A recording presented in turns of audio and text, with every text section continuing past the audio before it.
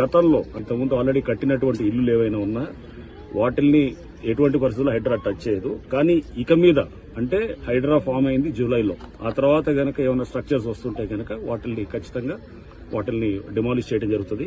చెరువు ఎఫ్టీఎల్లోకి వచ్చి కడుతున్నటువంటివి కానీ ఇప్పుడు ఏదైతే గనక ఆల్రెడీ పర్మిషన్ లేకుండా ఉన్న వాటి గతంలో పర్మిషన్ తీసుకుని ఏమన్నా పాత డేట్స్ తోటి కడుతుంటే గనక ఓకే, దట్ ఈస్ యాక్సెప్టెడ్. కానీ బట్ ఇప్పుడు పర్మిషన్ లేకుండా వచ్చేటువంటి ఇక్కడ పర్మిషన్స్ కూడా ఇక మీద అంటే హైడ్రా ఫార్మేషన్ తర్వాత వచ్చే పర్మిషన్స్ కూడా అది వస్తే కూడా దాని మీద కూడా మేము చెక్ చేస్తాం.